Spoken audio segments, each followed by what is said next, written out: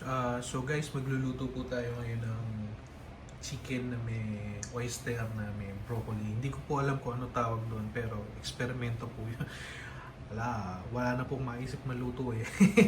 So yan po, naghihiwa lang po ako ng bawang, tapos sibuyas, tapos naghiwa rin po ako ng karne ng manok. Chicken breast po yung ginamit ko. Bali, isang part lang po siya ng chicken breast. Ito po yung parang pinakakarni natin sa ating menu for today. So sana po magustuhan ng asawa ko.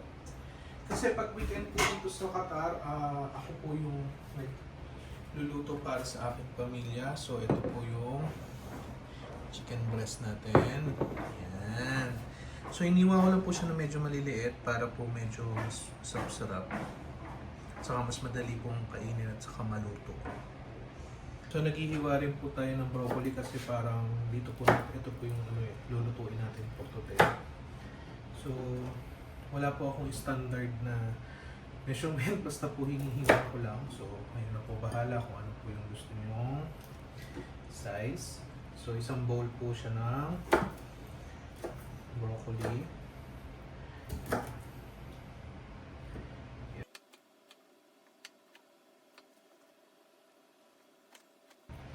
Sana po magustuhan po ito ng aking misis at ng aking mga anak. Although yung isa ko pong anak medyo hindi po pa siya kumakain ng gulay, pero tinitrain na po namin siya. So sana po magustuhan ng aking pamilya ang aking nagluto for today.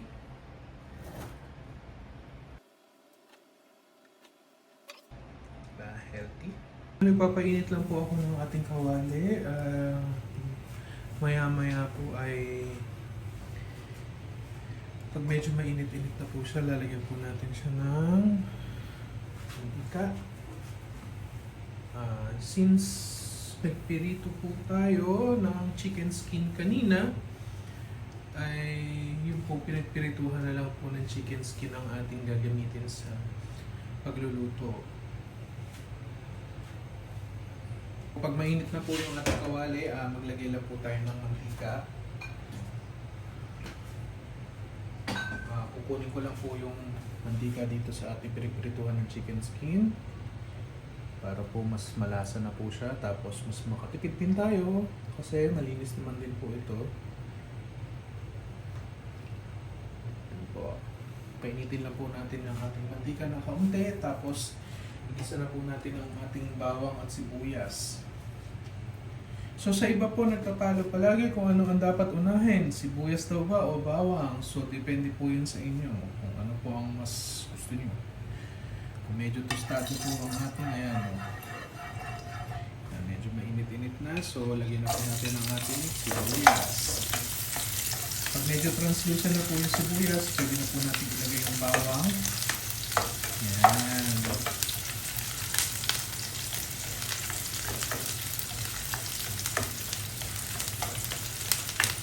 So, lagyan na po natin ang ating bawang. Kabilang po natin ito ng kaunti sa ating gilid. At lagyan na po natin ang ating bawang.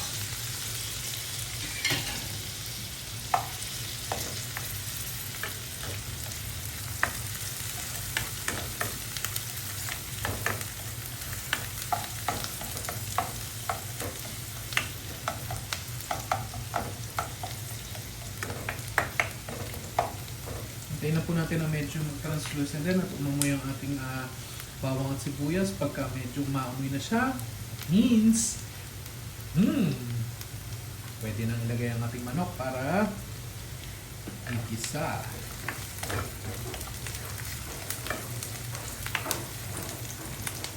Yan po, medyo brown na po yung ating bawang at sibuyas. So ilagay na po natin ang ating manok.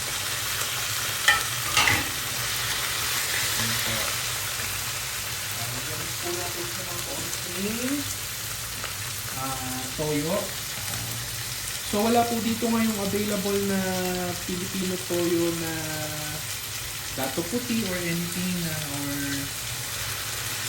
kahit ano pong toyo or silver swan, kaya po medyo ibang brand po yung ginamit natin. So Kikkoman po yung gamit natin, o Kikkoman baka naman.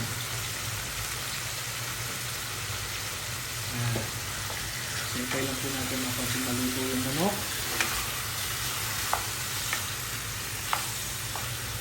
Tapos lalagyan din po natin siya ng oyster sauce. So kasi yun po yung ating main pangkalasang araw. So, mamasitas baka naman. O, ikita ng konti. Ayan. Kasi lalagyan po natin mamaya yung broccoli po natin na iniwan natin kanina.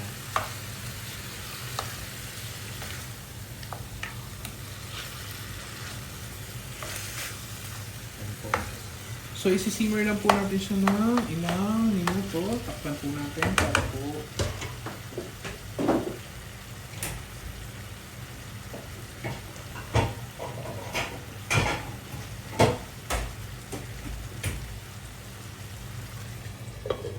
yan. So, maya-maya po ilalagyan na po natin ang ating broccoli at pagka takpan lang po natin ulit siya ng ilang minuto. Tapos pagkayari ay luto na. So after a few seconds po, tingnan po natin. So medyo tubig na po siya. Okay, kasi meron po tubig po na natitira sa ating chicken. So isasabay ko na pong ilagay yung broccoli natin kasi medyo ano naman po siya tawag doon. Madali naman pong maluto yan eh. So ilagay na po natin itong ating broccoli. Tapos takpan lang po natin ulit ng ilang minuto para po ano yung steam niya. Tapos maya maya po okay na po. Yan po. So tingnan na po natin. Ayan po. Medyo na-steam na po yung broccoli. So haluin lang po natin ng kaunti.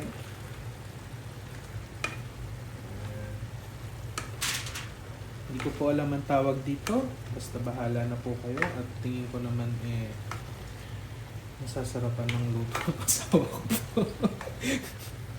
So, yun. Siyempre, kung sa lasa hindi masarap, daanin na lang sa effort. Best effort ever!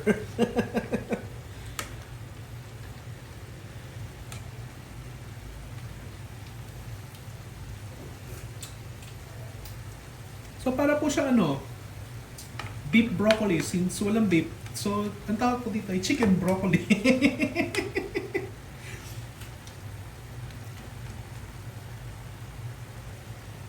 Yan po. So, maya-maya po yung luto na po yan.